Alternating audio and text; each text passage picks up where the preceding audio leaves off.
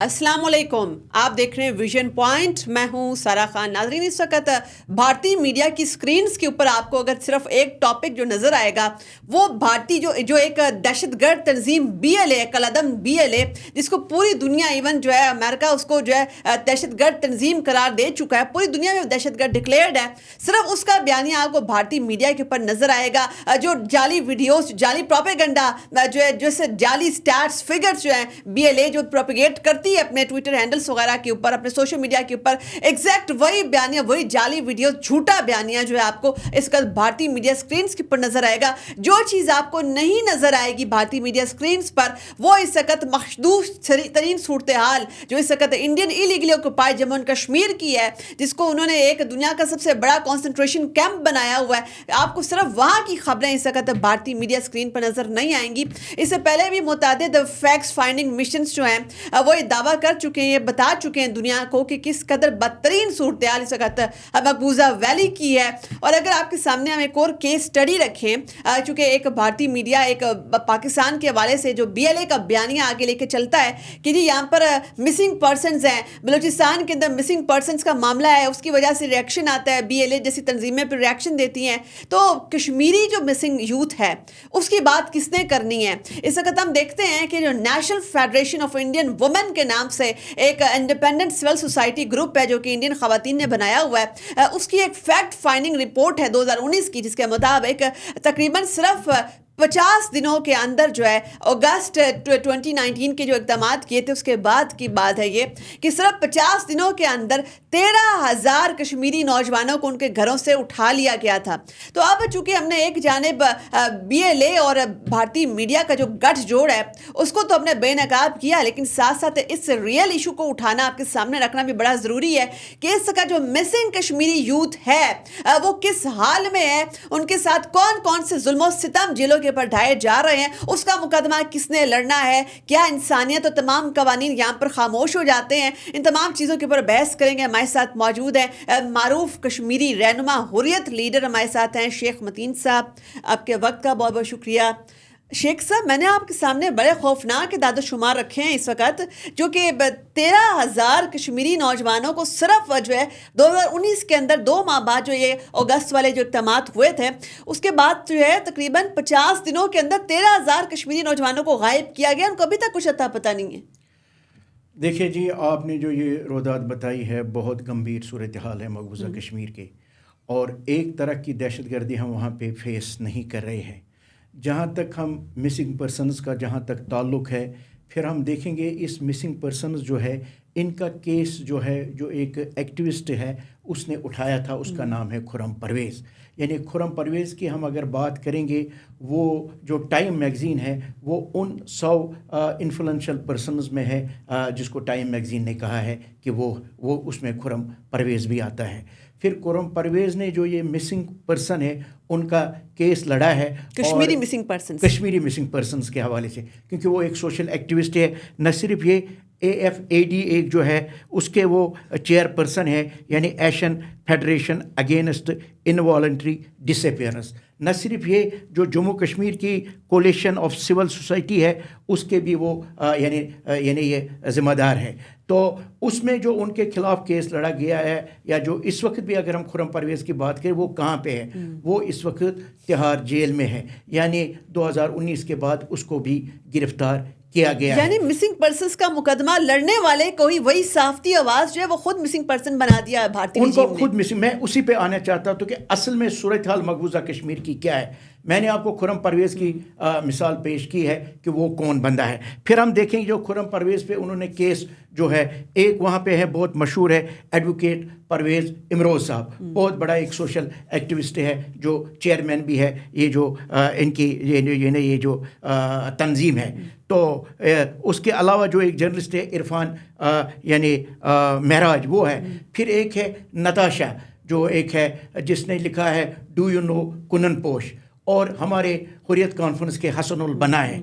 यानी ये 4 बंदे जो है इनको इन्वॉल्व किया गया है कि यानी खुर्रम परवेज़ के साथ। खुर्रम परवेज़ जो है वो असल में उसने जो मकबूजा कश्मीर की असल सूरत हाल है उसको बयान کیا ہے، اسی لیے اس کو بہت دفعہ میڈل سے نوازا گیا ہے. اس نے ماس گریو یارڈز کے حوالے سے بات کی، پھر انہوں نے ڈاکومنٹڈ بتایا صرف 3 ڈسٹرکٹس کا جو ہے 3000 سے زیادہ یہ تھے، یعنی جو ہمارے مسنگ پرسن ہیں وہ 8000 سے زیادہ ہے. تو آپ دیکھتے ہیں یہ ایک کمپریہنسو طریقے سے جو بھارت جو ہے، جو کشمیر کی مقبوضہ کشمیر کی جو تحریک آزادی ہے، تو لوگوں کو کس طرح اٹھاتے ہیں، کس طرح غائب کرتے ہیں.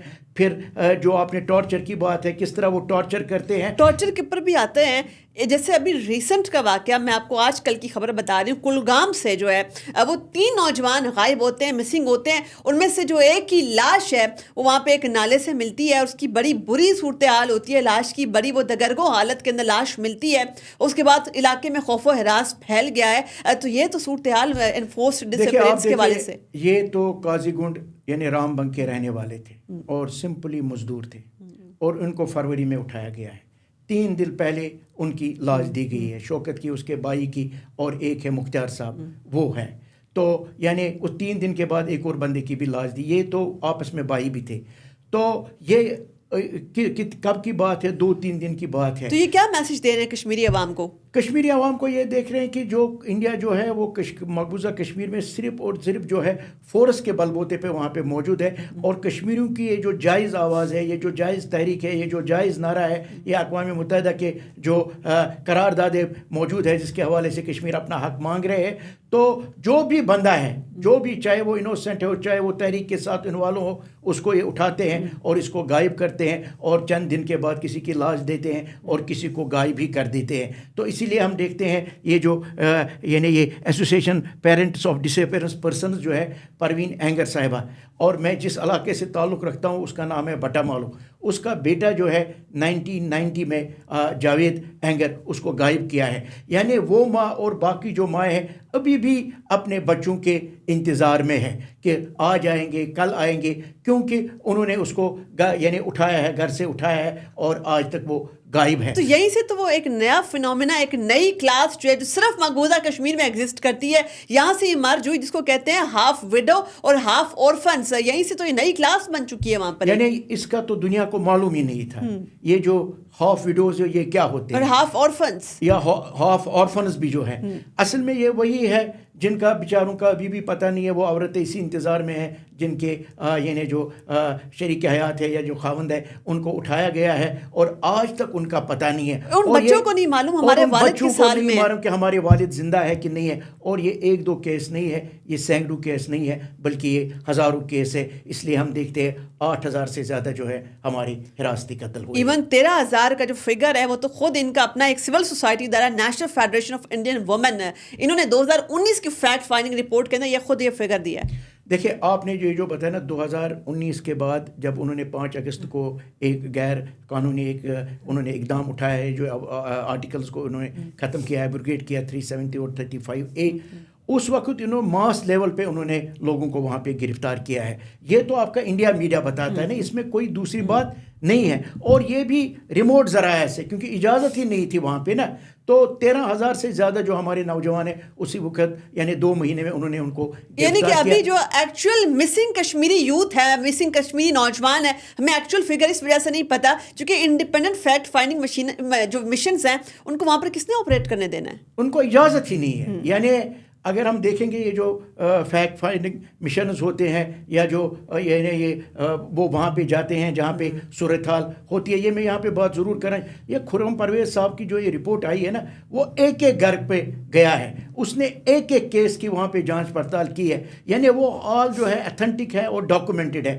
تو وہ ایک ایوارڈ لینے کے لیے باہر جا رہا تھا، ایئرپورٹ پہ ان کو گرفتار کیا گیا تاکہ وہ دنیا کو مقبوضہ کشمیر کا جو اصل میں سچ ہے وہ ان کو نہ بتایا جائے. تو اس لیے ہم دیکھتے ہیں کہ اس کا جو ہے تعداد ہم نہیں کہہ سکتے ہیں کتنے ہزار ہے، کیونکہ جس طرح انہوں نے ماس لیول پہ لوگوں کو اٹھایا ہے اور ان نون پلیسز پہ رکھا ہے، پتہ نہیں ہے کتنے کو انہوں نے یعنی یہ مارا بھی ہے اور کتنے زندہ ہے. شیخ صاحب چونکہ آپ کا اپنا خاندان ایک حریت فیملی، آپ لوگوں کی کشمیری فریڈم کے اندر بڑی قربانیاں ہیں اور آپ کے اپنے لوگ بھی گرفتاریاں دیتے رہے ہیں، آپ کو کیا لگتا ہے کہ جس وقت یہ انفورسڈ ڈس اپیئرڈ جو کشمیری نوجوان ہیں ان کے ساتھ بھارتی جیلوں کے اندر جو بھارتی حکومت خانے ہیں ان کے ساتھ کیا سلوک ہوتا ہوگا؟ دیکھیں میں آپ کو بتاؤں گا، ایک ہے طارق احمد ڈار، میں نے اس لیے ان کا نام لیا، اور بھی لوگ ہیں، کیونکہ میں جب نینی جیل الہ آباد میں تھے سید علی شاہ گیلانی صاحب کے ساتھ، تو اللہ تعالیٰ ان کو مغفرت فرمائے، تو یہ طارق احمد ڈار بھی اس وقت میرے ساتھ جیل میں بند تھا۔ پھر یہ طارق احمد ڈار جو ہے، اس کو 2005 جو بلاسٹ ہوئے بمبئی کے، اس میں ان کو انہوں نے گرفتار کیا ہے۔ نہ صرف طارق احمد ڈار بلکہ ایک تھا محمد رفیق شاہ، اور دوسرا جو ہے حسین فاضلی صاحب، یعنی 3 بندے ہیں۔ یعنی یہ بیچارے انوسینٹ تھے without any evidence, without any evidence. اور پھر انہوں نے عدالت نے 2009 میں یہ کہا ہے کہ یہ تینوں انوالو نہیں ہے۔ یہ کس نے کہا ہے؟ یہ ہندوستان کی عدالت نے کہا ہے، یعنی جو ان پہ الزامات تھے۔ پھر 2015 تک ان کو گرفتار رکھا گیا، اور 12 سال کے بعد ان کو یعنی رہائی نصیب وہ ہوئی۔ رودات کیا بتاتے ہیں؟ وہ اب میں اسی پہ آؤں گا۔ فاضلی جو ہے اس کے بعد وہ اس کو انہوں نے بھی چھوڑا ہے۔